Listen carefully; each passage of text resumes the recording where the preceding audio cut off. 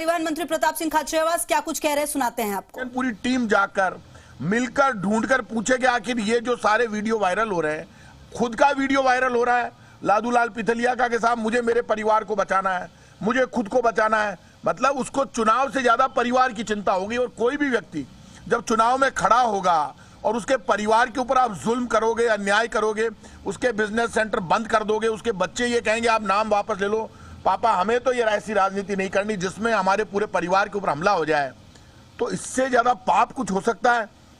खुलकर सामने आ गया कि केंद्र की बीजेपी की सरकार कर्नाटक में, बेंगलोर में जो उनके प्रतिष्ठान है, बिजनेस सेंटर है, उनके ऊपर वो अभी तक बंद पड़े हैं। लादूलाल पिथलिया को ये डराया गया, धमकाया गया, नाम वापस ले लो नहीं तो आप भी नहीं बचोगे और आपका परिवार भी नहीं बचेगा। उन्होंने बयान भी दे दिया कि मैंने मेरे परिवार को बचाने के लिए मैं क्या मेरा गला कटवा लूं क्या, और उसके बाद वो गायब हो जाते हैं। तो ऐसे में अब बीजेपी कोशिश कर रही कि उनको डरा धमका कर प्रेस के सामने लेकर आए और वो प्रेस में सामने आकर ये कहे कि मेरा ऐसा, मैंने कोई वीडियो वायरल नहीं किया। तो वीडियो में तो वो दिख रहे हैं, ऑडियो में उनकी आ गई, उन्होंने पत्र लिख दिया मुख्यमंत्री जी को। अब जो भी सारा मामला सामने आया उसमें अब बीजेपी इस काम में लगी हुई है पिछले 3-4 दिन से कि कैसे भी लादूलाल पिथलिया पे पूरा दबाव बनाकर प्रेस के सामने लाकर ये कहलवाया जाए कि ये सारा मामला जो हुआ है मैंने दबाव में नहीं किया, मैंने मेरे मन से किया। बीजेपी अखबार में प्रलोभन देती है, कहती है उन्हें इनाम दिया जाएगा नाम वापस लेने का, उनको पद दिया जाएगा। मैं आज कह रहा हूं बीजेपी के तमाम नेता, चाहे वो इनके प्रदेश अध्यक्ष हो, चाहे विपक्ष के नेता हो, इनकी अंतरात्मा मर चुकी है। केंद्र की सरकार जिस तरह से एजेंसियों के दम पर, और वहां पर तो ये हो रहा, बेंगलोर में तो कह रहे हैं कि प्राइवेट लोग उनको उनके प्रतिष्ठान नहीं खोलने दे रहे। मुझे दुख इस बात का, इलेक्शन कमीशन कहां पर है? एक प्रत्याशी जिसका नामांकन वापस हो जाता है, उसके बच्चों के, उसके खुद के बयान इस तरह के आ जाते हैं, नामांकन वापस हो जाता है। इलेक्शन कमीशन के पास पूरी पावर्स हैं, उनको बुलाकर बयान ले, और इस तरह की घटना सत्य होती है तो फिर इलेक्शन कमीशन के लिए चुनौती होगी कि इस देश में अब चुनाव लड़ने के लिए भी आदमी, इलेक्शन कमीशन उसकी सुरक्षा की पहले जिम्मेदारी ले तब लड़ पाएगा, नहीं तो अब नामांकन ही नहीं भर सकता आदमी। अब नामांकन भरने के लिए बीजेपी तय करेगी कि कौन नामांकन भरेगा, कौन नहीं भरेगा। इश्यू ये नहीं है कि चुनाव कौन जीतेगा हारेगा, अब तो इश्यू ये हो गया कि चुनाव में खड़ा कौन होगा। खड़ा होने के लिए भी ये जिम्मेदार होंगे, ये तय बात है। राजस्थान में बीजेपी जिस तरह की गुंडागिर्दी कर रही है और केंद्र सरकार जिस तरह का अपनी पावर का दुरुपयोग कर रही है, उससे स्पष्ट हो गया कि बीजेपी चुनाव तो 100% हारेगी। पूरे राजस्थान ने देख लिया, लादूलाल पिथलिया के बयान आ गए कि हमारे ऊपर जुल्म हुआ, हमारे परिवार पर जुल्म हुआ, बेटा हाथ पकड़ के भगा के लेकर जा रहा है, डरा हुआ है, घबराया हुआ है, सहमा हुआ है। फिर बेटे का वापस आ जाता है बयान कि अभी तक हमारे बिजनेस सेंटर नहीं खुले। ये घटना बहुत गंभीर है और इसके बाद अंतरात्मा रोती है और लोगों में दहशत का माहौल है कि राजनीति में क्या इतना स्तर गिर गया है कि अब पार्टियां दबाव में लेकर, डरा कर, धमका कर उसके परिवार को मारने की, उसके बिजनेस को खत्म करने की, और वो खुद कह रहा है कि मेरा गला कटवा लूं क्या, उसका गला काटने की धमकी देकर और लादूलाल पिथलिया से उनका नामांकन वापस करवा लिया जाता है। इससे बड़ा पाप भारतीय जनता पार्टी कुछ नहीं कर सकती। स्पष्ट हो गया, डराना है, धमकाना है, एजेंसियों का दुरुपयोग करना है, anyhow, by hook and crook, कैसे भी हमको वोट लेना है। और हमारा वोट यदि कहीं कट रहा है तो ऐसे कैंडिडेट को हम चुनाव में खड़े नहीं होने देंगे। ये जो भारतीय जनता पार्टी की रणनीति है, इसका राजस्थान की जनता जवाब देगी और राजस्थान की जनता जवाब देकर उनको चुनाव में हराएगी।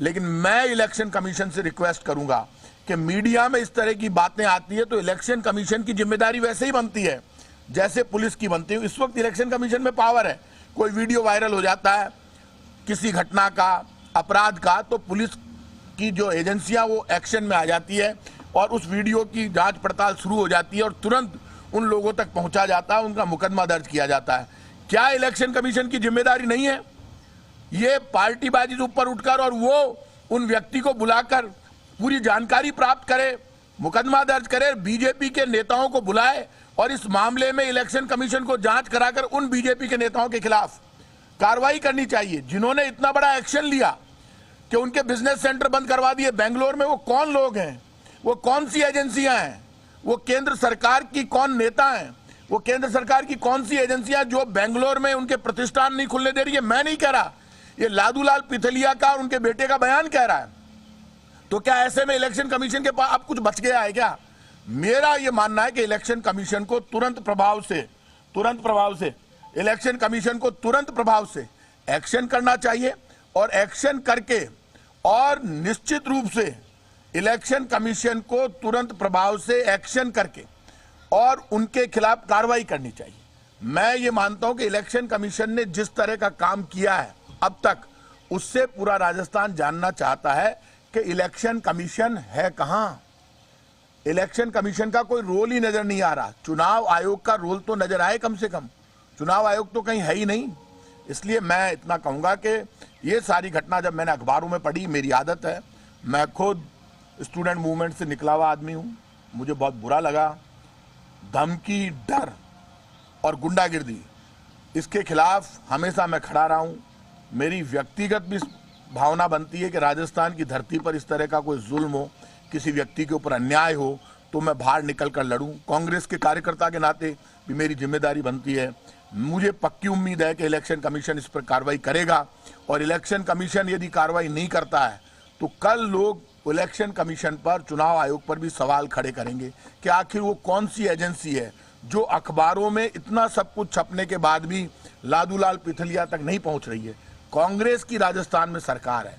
आज यदि कांग्रेस की सरकार के लोग, उन्होंने मुख्यमंत्री को पत्र दिया, उसको गायब कर दिया बीजेपी के नेताओं ने, और ये समय इसलिए लग रहा है लादूलाल पिथलिया को बीजेपी कब का ही सामने ले आती, लेकिन वो तैयार नहीं हो रहा सामने आने को, क्योंकि वो रिवोल्ट कर रहा है। वो कह रहा है आपने मुझे जिस ढंग से आपने मुझे बिठाया है, डराया है, धमकाया, मैं क्यों आऊं सामने? आपने मुझे डरा दिया और मेरा नाम वापस करवा दिया। पूरी कोशिश उनकी यही चल रही है, और वो मुझे लगता है इस कोशिश में कभी भी कामयाब हो सकते हैं। तो ज्यादा डराएंगे तो आदमी अपने परिवार की, खुद की सुरक्षा के लिए निश्चित रूप से सामने आकर बोलेगा। बीजेपी इसीलिए कह रही है हम इनाम दे देंगे, इसके बावजूद बीजेपी के प्रदेश अध्यक्ष कह रहे हैं कांग्रेस के पेट में दर्द क्यों हो रहा है।